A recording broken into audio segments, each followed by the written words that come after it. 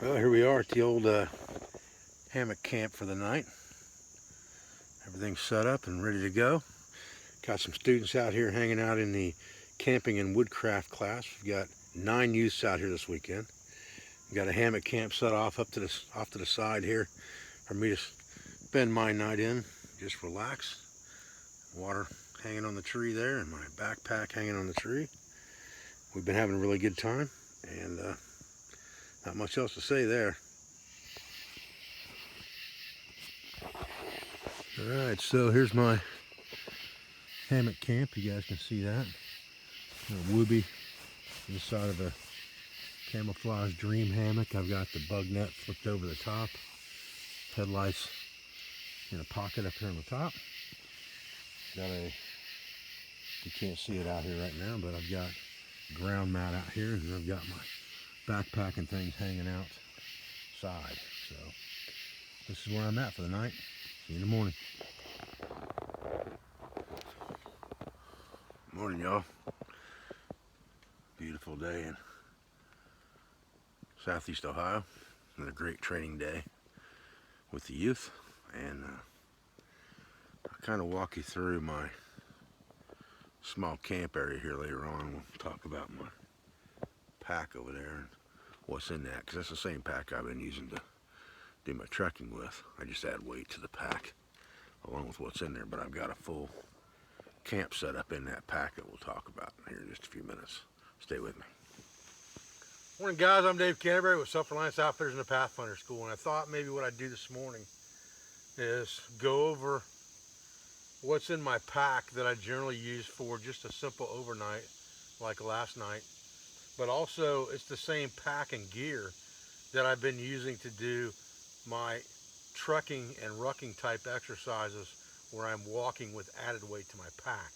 So this same pack out is used with the addition of a heavy 20 to 25 pound plate in the hydration bladder slot for the pack itself.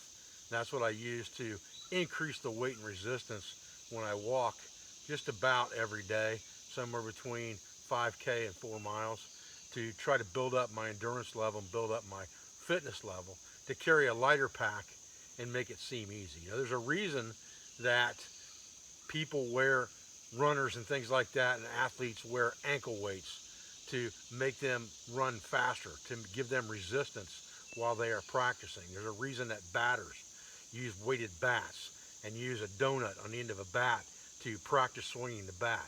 It's so that they're building up strength and endurance, and when they use a lighter system or lighter implement, it feels that much better. They have that much more speed. What I'm trying to figure out is, you know, if I increase the weight that I carry on my back on a normal basis, then when I put that 35 pounds or 30 pounds on my back, that's a normal carry for me, it should be that much easier to handle.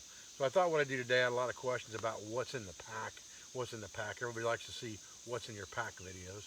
So I thought I'd lay it out here on my space blanket that I use for a ground mat outside my hammock here, and we talk about what's in the pack. Stay with me.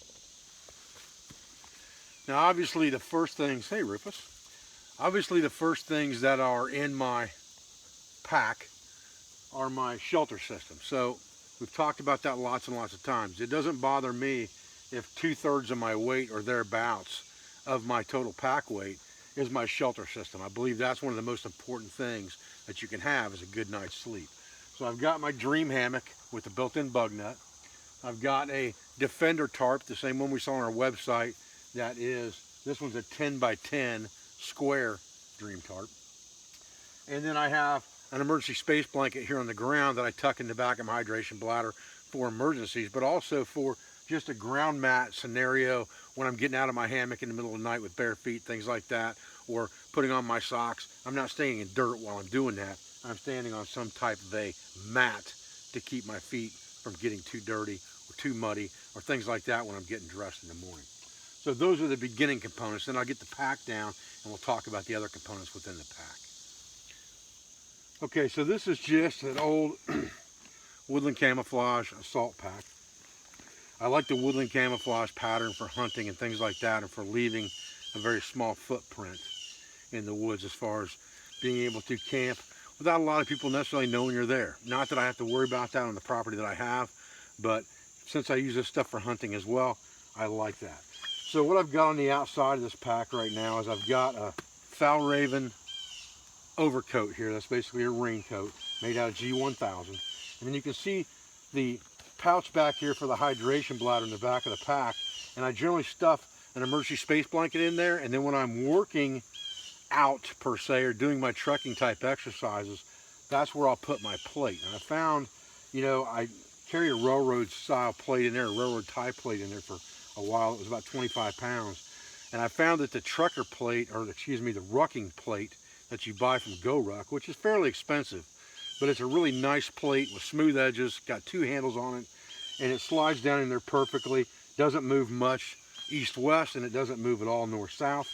And that 20-pound ruck plate's what I started with in there, because that plus my gear puts me at almost 35 pounds exactly, so that works out well for me. And then this main pocket really of this pack is nothing more than the bag that my tarp is in, because my hammock and my tarp go in there, as well as a woobie, which is nothing more than a quilted type blanket used by the military as a poncho liner. I have a black one so that it holds in heat and things like that. It stuffs down in the bottom of that, and then an extra pair of Wigwam socks, hiking socks, and I use Wigwam hiking socks almost exclusively.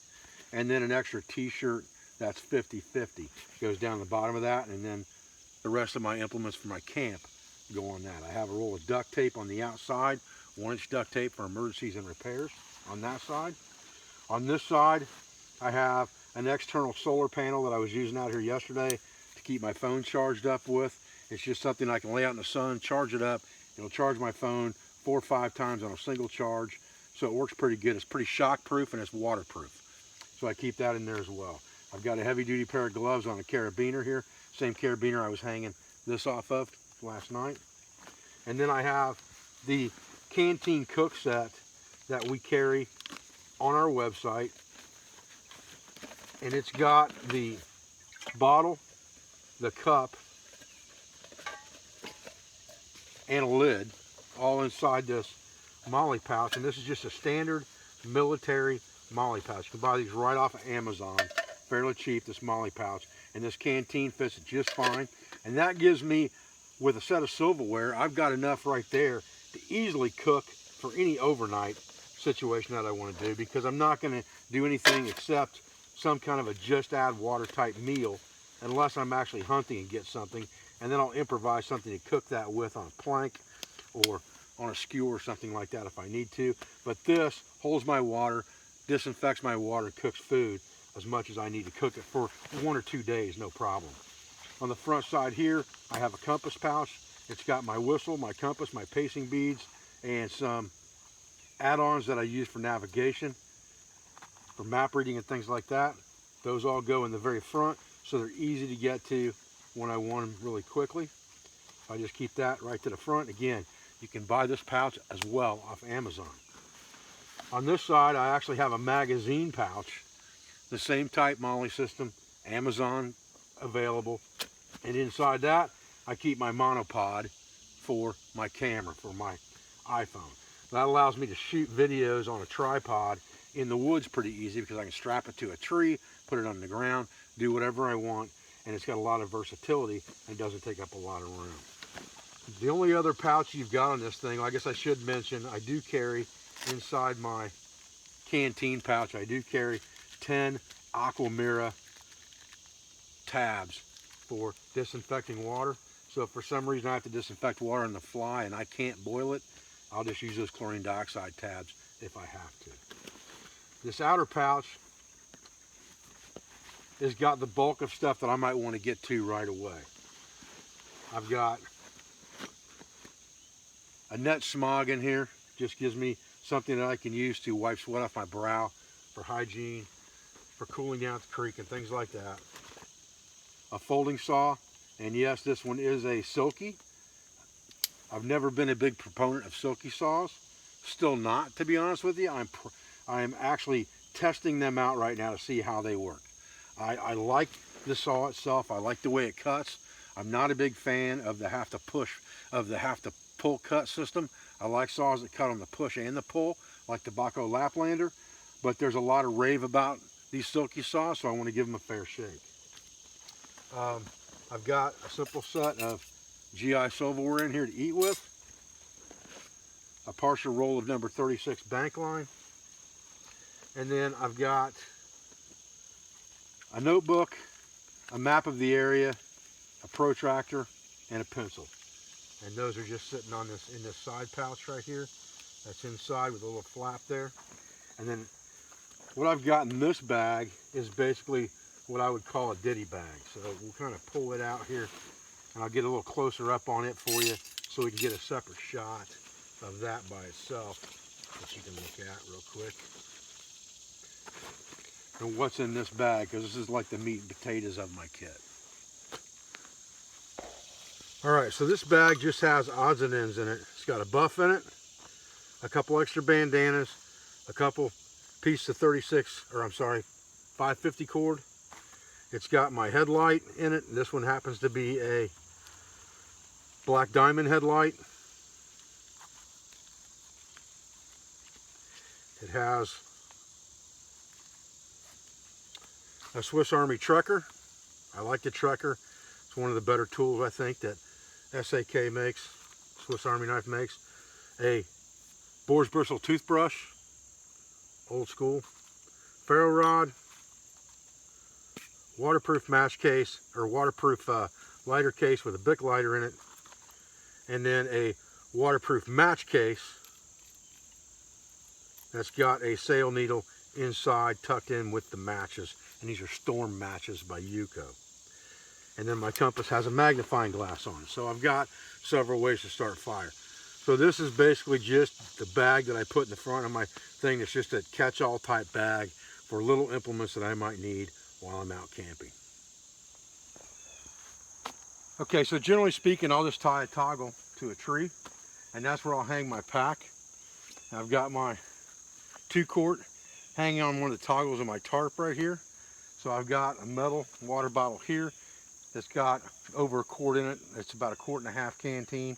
And then I've also got the 2-quart collapsible canteen, so that if I'm out in hot weather environment like we have here in southern Ohio this time of year, I've got plenty of access to water. Even when I'm walking, I can get to that 2-quart to get a drink if I need it. So I appreciate you joining me real quick for this video today of basically what's in my pack that I'm using for trekking. And I appreciate your views and I appreciate your support. I thank you for everything you do for our school, for our family, and for our business, for all of our sponsors, instructors, affiliates, and friends, and I'll be back with another video as soon as I can. Thanks, guys.